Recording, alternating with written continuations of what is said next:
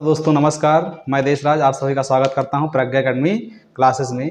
तो हम लोग पढ़ रहे थे क्लास 10th की मैथ, जिसमें जो है 1.2 चल रहा था, जिसमें जो है 10 क्वेश्चन तक हो गए थे। आज हम लोग क्वेश्चन नंबर 11 से देखते हैं क्या है 11वां क्वेश्चन। कह रहा है दो संख्याओं का HCF 11 है तथा उनका LCM 7700 है। यदि एक संख्या 275 है, दूसरी संख्या ज्ञात कीजिए। इसके लिए हमने आपको पिछली वीडियो में फार्मूला बता रखा है कि पहली संख्या गुणे दूसरी संख्या बराबर LCM गुणे HCF होता है जो है। तो आइए जो है इस फार्मूले पर रखते हैं और सॉल्व करते हैं। पहली संख्या कितनी दी हुई है आपको? 275। दूसरी संख्या ही आपसे पूछा गया है, तो दूसरी संख्या का आप मान लीजिए x। LCM कितना दिया हुआ है? 11। उसके बाद में HCF दे रखा है आपको, सॉरी LCM दे रखा है 7700, और आपको जो है HCF दिया हुआ है 11। अब हमको निकालना x का मान है। 275 इधर गुणा में इधर जाएगा तो भाग में हो जाएगा जो है। तो x बराबर 7700 गुणे 11 बटे 275।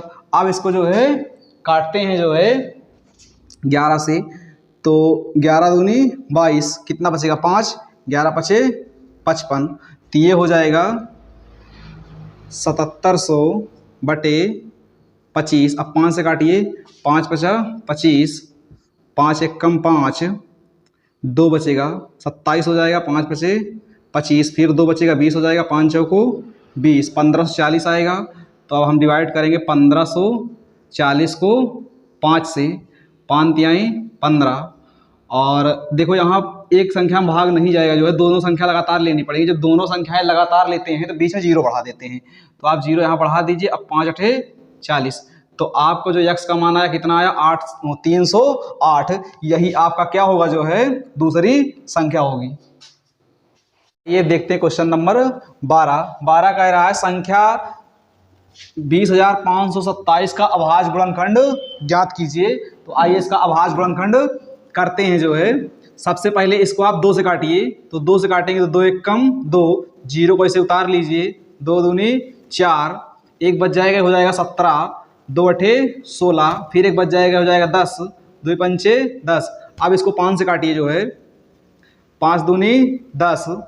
अब 2 में तो आप भाग जाएगा नहीं जो है, तो डायरेक्ट 2 संख्या लेनी पड़ेगी, तो बीच में आप जीरो बढ़ा लीजिए जो है।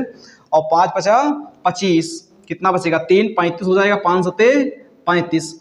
अब ये किससे कटेगा जो है आपको चेक करना है, 2 से 3 से, जिससे भी कट रहा हो तो ये कटेगा 11 से जो है।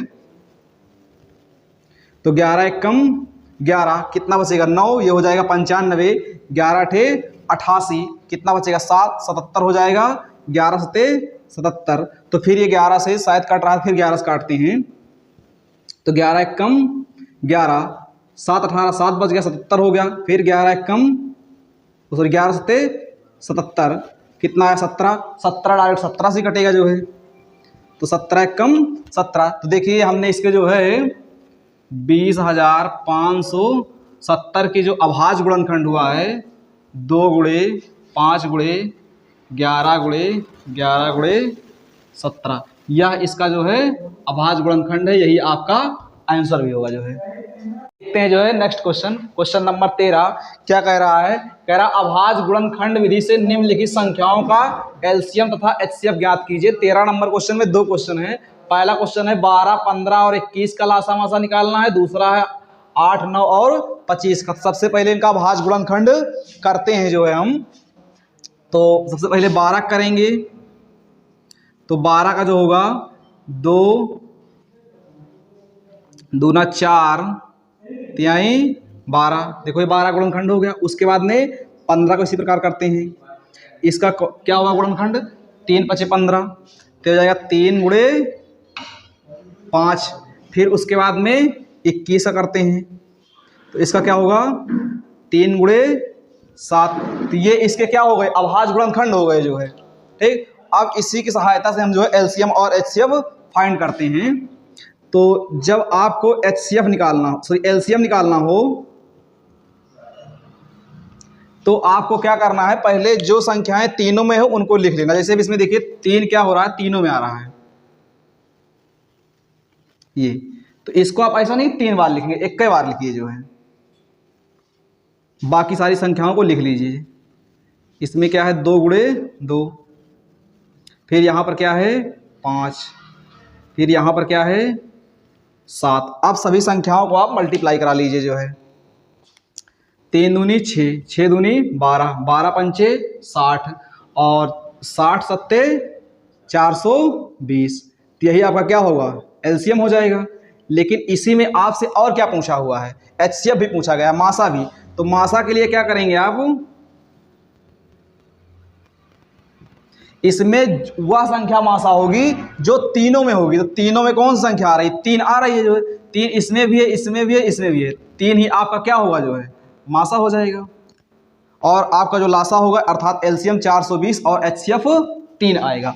अब इसी प्रकार जो है ये वाला क्वेश्चन, पहले आप इसका स्क्रीनशॉट ले लीजिए, फिर हम जो है वाला क्वेश्चन बता रहे हैं जो है। अब आइए देखते हैं ये वाला क्वेश्चन।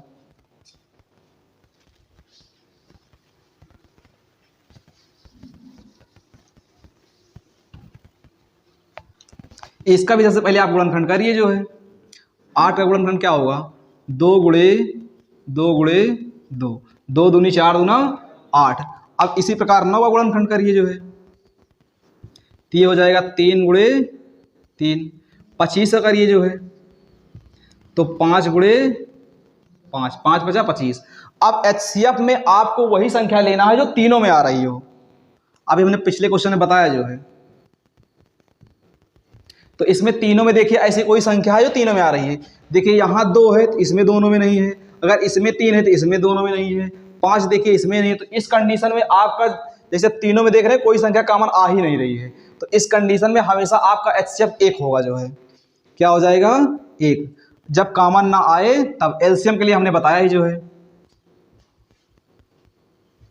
क्या करना है, इसमें संख्याओं को आप लिखिए, जैसे 2 गुणे 2 गुणे 2, फिर इन दोनों 3 को लिखिए 3 गुणे 3, फिर इन दोनों 5 को लिखिए, क्योंकि इसमें ऐसा कोई नंबर नहीं है जो कि इसमें भी हो, इसमें भी है, इसमें तीनों कोई कॉमन नहीं आ रहा है जो है, तो सबको लिख लेते हैं। फिर अब इनका सबका मल्टीप्लाई कराते हैं।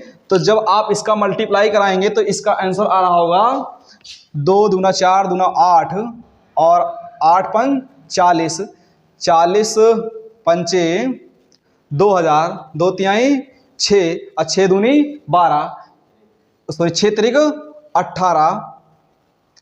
क्या इसका आंसर 18,000 आ रहा होगा।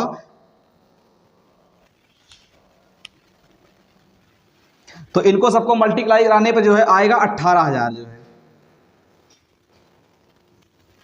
और यही आपका क्या होगा एलसीएम होगा जो है।